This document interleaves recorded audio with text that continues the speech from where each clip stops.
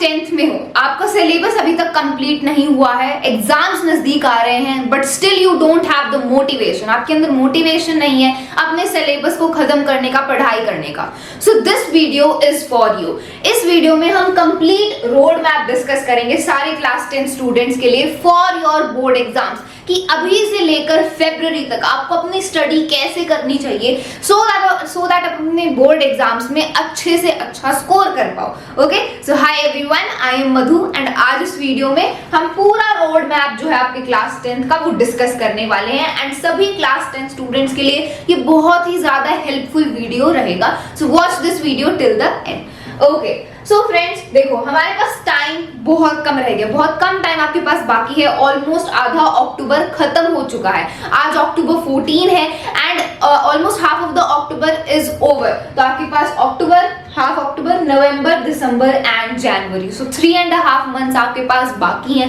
अपने सिलेबस को कंप्लीट करने के लिए, रिवीजन करने के लिए, so that you can give your board exams, because आपकी बोर्ड एग्जाम्स तो फरवरी से शुरू हो जाएंगे, जैसे कि हम सभी जानते हैं सीबीएसई ने हमें नोटिफाई कर दिया था कि फरवरी से आपके बोर्ड एग्जाम स्टार्ट हो जाएंगे। तो फरवरी में हम अपना कोई सिलेबस कंप्लीट नहीं करने वाले, तो फरवरी को मैंने इंक्लूड नहीं किया है। Okay, we only have this much time left, 3.5 months आपके पास बाकी हैं। इसी टाइम में आपको अपना पूरा सिलेबस भी कवर करना है, रिवीजन भी करनी है, रिटन प्रैक्टिस करनी है, सैम्पल पेपर्स करने, पीवाईक्यूज करना, बहुत कुछ करना है। So how you are going to do it, कैसे आप अपने टाइम को मैनेज करने वाले हो, किस तरीके से आपको अपना सिलेबस करना चाहिए, एंड मैं आपको मोटिवेट भी करूंगी बिकॉज आई नो काफी फ्रेंड्स डिमोटिवेटेड है, उनका सिलेबस इतना कंप्लीट नहीं हुआ है and they are not able to complete it, so this is the ultimate video for you. तो सबसे पहले फ्रेंड्स आपको क्वेश्चन करना है कि आपका अल्टीमेट गोल क्या है, अपने क्लास 10th में कितना स्कोर करना चाहते हो, क्यों आपको अच्छा स्कोर करना है अपनी क्लास 10th में। तो सबसे पहले आपको खुद से क्वेश्चन पूछना होगा, खुद से सवाल करना होगा,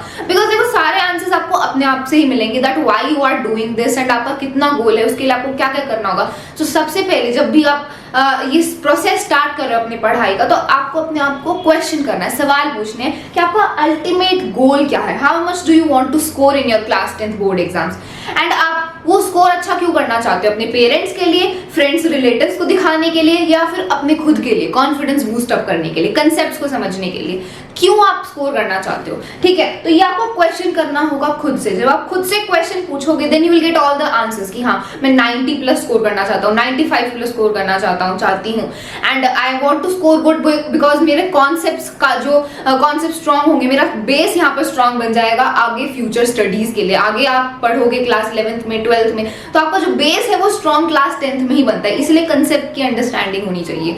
तो आपको अपना बेस स्ट्रांग करना है, आपको मार्क्स अच्छे स्कोर करने so that you can get confident and आप आगे एग्जाम्स में अच्छा कर पाओ। अपने पेरेंट्स को दिखाना चाहते हो, फैमिली फ्रेंड्स को दिखाना चाहते हो कि आप अच्छा कर सकते हो। So this you have to ask yourself कि आप क्यों करना चाहते हो।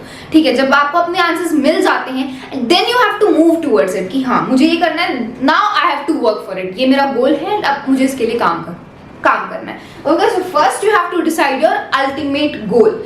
ठीक है, अब जब भी आप अपनी पढ़ाई स्टार्ट कर रहे हो, how you have to do it, कैसे आप अपने कंसेप्ट को समझ के क्वेश्चन प्रैक्टिस करके प्रिपेयर हो जाओ ताकि किसी भी टाइप का क्वेश्चन बोर्ड एग्जाम में पूछा जाए आप उसको आंसर कर पाओ। So what is the process of studying, आपको पढ़ना कैसे है। देखो सबसे पहले कंसेप्ट की अंडरस्टैंडिंग होनी चाहिए, जैसे कि हम सभी जानते हैं बोर्ड एग्जाम्स हैं, बोर्ड एग्जाम्स में वो रटे रटाए जो आप एनसीईआरटी क्वेश्चंस करते हो वो नहीं पूछे जाते, क्वेश्चंस खुद से बनाए जाते हैं। उन क्वेश्चंस को आप तभी आंसर कर पाओगे when you have understood the concept. As we all know 9th class तक तो चलो मैम ने जो क्वेश्चन आंसर्स लिखवा दिए उनको आपने याद कर लिया, वही एग्जाम में पूछे गए, उनको आपने आंसर भी कर दिया। 10th में तो ऐसा नहीं होगा, आई नो आप सभी ये जानते हैं, आई एम होपिंग कि अभी सारे स्टूडेंट्स से जानते हैं कि आपको कंसेप्ट पर फोकस करना है। ठीक है, मैं इस पे और ज्यादा स्ट्रेस नहीं दे सकती, आई can not stress it more because ये बहुत ही ज्यादा इंपॉर्टेंट है। कंसेप्ट जितना अच्छे से आपने समझ लिया ना, वो उससे कंसेप्ट को अंडरस्टैंड करने के बाद आप किसी भी क्वेश्चन को आंसर कर पाओगे। ठीक है, अभी भी काफी ऐसे फ्रेंड्स होंगे जो सिर्फ क्वेश्चन आंसर्स पर ध्यान दे रहे होंगे कि एनसीईआरटी पढ़ के एक बार क्वेश्चन आंसर्स रट लेता हूँ तो आंसर्स सारे हो जाएंगे and I will be able to score good. That is a misconception, ये सबसे बड़ी गलती आप कर रहे हो अगर आपने कंसेप्ट की इंपॉर्टेंस को नहीं समझा तो। ठीक है, अब कंसेप्ट आप समझ रहे हो कैसे हम कंसेप्ट को समझेंगे, एनसीईआरटी की रीडिंग करके, जो आपके पास एनसीईआरटी है हर एक सब्जेक्ट की। First priority should be NCERT. जब भी आप कोई चैप्टर स्टार्ट करो एनसीईआरटी खोलो एंड उसकी लाइन बाय लाइन रीडिंग करो, हर एक वर्ड को समझो। किसी भी लाइन से किसी भी टाइप का क्वेश्चन बन सकता है। I am telling you, NCERT से बाहर का तो बाहर के सिलेबस का कोई क्वेश्चन पूछा नहीं जाता। एनसीईआरटी में जो कंसेप्ट आपने पढ़े हैं उन्हीं से क्वेश्चन बनता है, तो इतना आपको पता होना चाहिए। तो एनसीईआरटी आपकी बुक है जिससे क्वेश्चन आएंगे, ठीक है। लेकिन एनसीईआरटी में जो आप पढ़ रहे हो, जो क्वेश्चन हैं वही थोड़ी आएंगे, किसी भी लाइन से क्वेश्चन बन सकता है। तो उसके लिए आपको हर एक चैप्टर की लाइन बाय लाइन रीडिंग करनी होगी। साइंस के लिए मैथ्स में जो आपको थ्योरम्स फॉर्मूलाज गिवन है वो सारे के सारे आपको पढ़ने हैं। जो एग्जांपल्स गिवन है, एक्सरसाइज के क्वेश्चन गिवन है वो आपको करने हैं। इंग्लिश में तो देखो चैप्टर होते हैं, स्टोरीज होती हैं, उनके कैरेक्टर्स होते हैं, डिटेल्स होती हैं, उसके लिए आपको चैप्टर पढ़ना ही पड़ेगा। इंग्लिश में तो एक टाइप से मस्ट हो गया, ठीक है। एंड इंग्लिश में जैसे इंग्लिश के लिए स्पेसिफिक टिप मैं आपको देना चाहूंगी कि जब भी आप कोई लिटरेचर का चैप्टर खत्म करते हो एंड आपने सारा चैप्टर एनसीईआरटी की रीडिंग कर ली, समझ लिया है, फिर लास्ट में खुद से मोरल क्वेश्चन पूछो कि इस चैप्टर से मैंने सीखा क्या है, ठीक है। What did I learn from this, क्या वैल्यू इस चैप्टर में सिखाई गई है। एंड हर एक कैरेक्टर का कैरेक्टर स्केच आपको पता होना चाहिए। कैरेक्टर स्केच वाले क्वेश्चन बहुत पूछे जाते हैं कि इस कैरेक्टर का कैरेक्टर स्केच लिखो कि इसकी क्या क्या क्वालिटीज थी, इसमें क्या क्या कमियां थी, तो वो सारे आपको कैरेक्टर स्केच आना चाहिए। किसी भी कैरेक्टर का पूछा जा सकता है, ठीक है। तो इस टाइप से आपको चैप्टर पढ़ना है। जब भी चैप्टर पढ़ रहे हो तो ये दिमाग में रखो कि क्वेश्चन पूछे जा सकते हैं किसी भी लाइन से।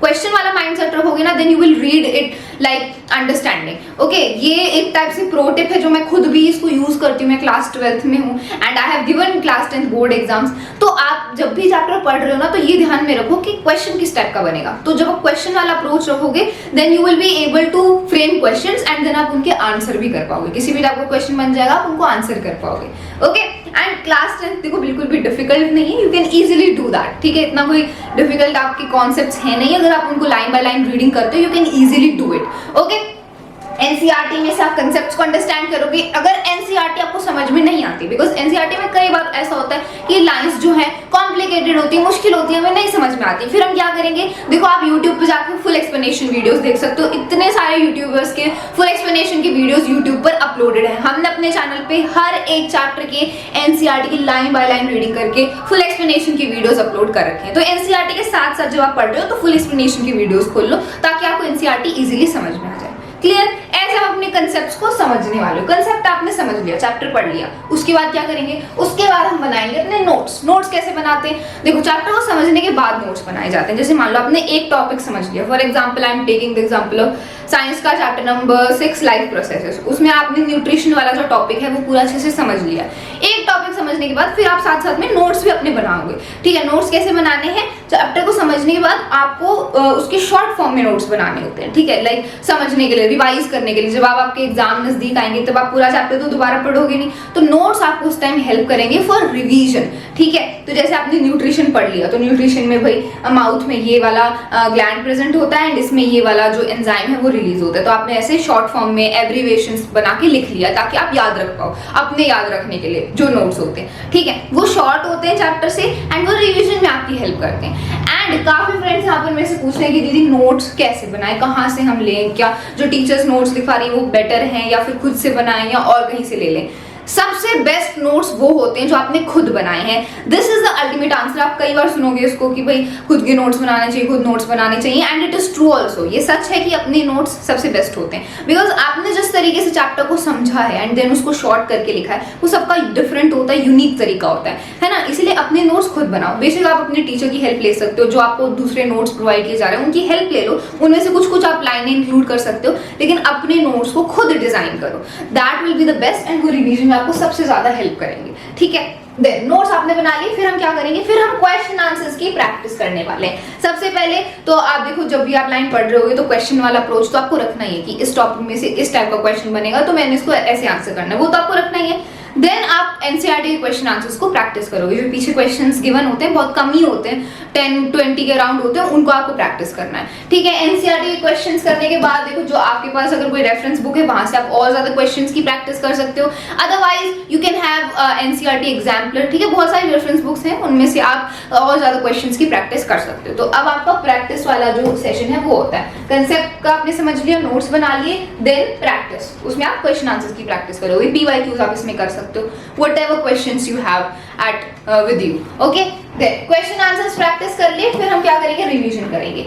सबसे बड़ी मिस्टेक हम क्या करते हैं, हम चैप्टर करते जाते हैं, फिर एग्जाम्स नजदीक आते हैं एंड देन हम पीछे का सारा कुछ भूल चुके होते हैं। तो ऐसा नहीं होना चाहिए। उसके लिए आपको क्या करना है, टाइम टू टाइम रिवीजन करनी है। जो आप पढ़ चुके हो उसको बार बार रिवाइज करना है। That is very very important, तभी वो आपके दिमाग में लॉन्ग टर्म मेमोरी में रहेगा, है ना। तो जैसे आपने एक चैप्टर पढ़ लिया है, 2 चैप्टर कर लिए हैं, तो 1 हफ्ते बाद दोनों का टेस्ट ले लो कि आपको कितना याद है, ठीक है, कितना आप स्कोर कर रहे हो। तो ये रिवीजन होती है, ठीक है। तो टाइम टू टाइम 1 हफ्ते में, 10 दिन में, 1 महीने में रिवीजन आपको करते रहनी है जो आपने पढ़ लिया है, so that you don't forget it. आप उसको एग्जाम टाइम तक याद रखो। अभी देखो काफी फ्रेंड्स की ये प्रॉब्लम होती है कि दीदी एग्जाम टाइम तक याद नहीं रहता, हम पढ़ तो लेते हैं लेकिन एग्जाम जब आते हैं सब भूल चुके होते हैं। तो क्यों होता है ऐसा? आपने रिवीजन नहीं की होती है। रिवीजन करनी होती है टाइम टू टाइम। अगर मान लो एक चैप्टर करने के बाद आपने पूरा पढ़ लिया है, एक क्विक रिवीजन ले लो कि क्या क्या था इसमें, एक 5 मिनट 10 मिनट में पूरा रिव्यू ले लो, तब भी वो आपके दिमाग में रहेगा, वो आपको याद रहेगा काफी लॉन्ग टाइम तक, ठीक है। तो ऐसे ही आपको टाइम टू टाइम रिवीजन करनी है।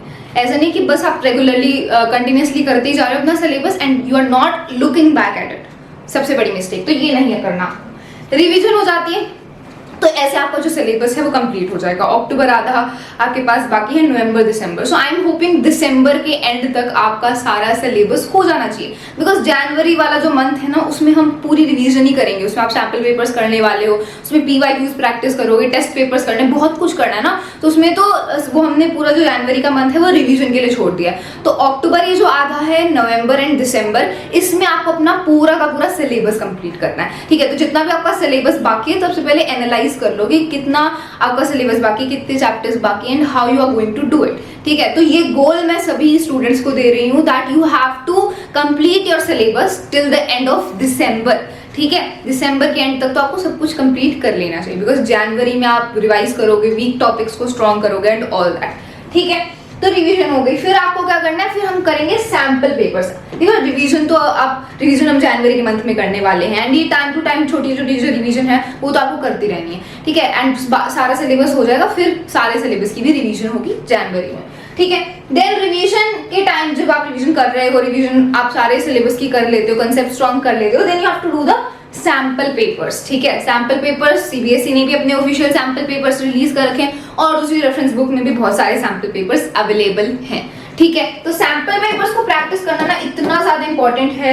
This is also a very important point जो काफी फ्रेंड्स इग्नोर कर देते हैं, इंपॉर्टेंस को समझ नहीं पाते हैं एंड मैं इसकी इंपॉर्टेंस को इतना जो है बता नहीं सकते, I can not tell you in the words, ठीक है। सैंपल पेपर्स करने से आपको पूरा आइडिया मिल जाता है कि आपका बोर्ड एग्जाम कैसे आने वाला है, ठीक है, क्या फॉर्मेट रहेगा आपके बोर्ड एग्जाम का। बिकॉज जब भी हम कोई एग्जाम देने जा रहे होते हैं ना, हमें पता होना चाहिए कि किस टाइप के क्वेश्चन आएंगे, कितने क्वेश्चंस होंगे, कितना टाइम मुझे मिलेगा, how I will attempt the questions. तो वो सारा जब हमारे दिमाग में पहले से ही होता है ना, देन जब हम अपने एग्जाम देने जाते हैं तो ईजी हो जाता है। हम ऑलरेडी फेमिलियर होते हैं कि हाँ इस टाइप के क्वेश्चन आने वाले, इतने क्वेश्चन आएंगे, आपको पहले ही पता होता है, आप श्योर होते हो, तो वो बहुत ज्यादा हेल्पफुल होता है, जरूरी भी होता है ना। इसीलिए आपको सैंपल पेपर्स करने होते हैं बिफोर योर बोर्ड एग्जाम्स, ठीक है। सैंपल पेपर्स आपको ज्यादा से ज्यादा अटेम्प्ट करने हैं ताकि आपको पूरा एक आइडिया मिल जाए कि आपके बोर्ड एग्जाम्स होने कैसे वाले हैं, okay. So that's why sample papers are very very important. CBSE ने अपनी साइट पर ऑफिशियल सैंपल पेपर्स भी सॉल्व कर रखे हैं, हमने भी सॉल्व करवाए हैं and at that time we will solve the sample papers with you, ठीक है। जब आपका रिवीजन का टाइम आएगा तो हम आपके साथ सब कुछ करने वाले हैं, PYQs हम करेंगे, सैंपल पेपर्स करेंगे, 1 शॉट की वीडियोस आएंगे, सब कुछ आएगा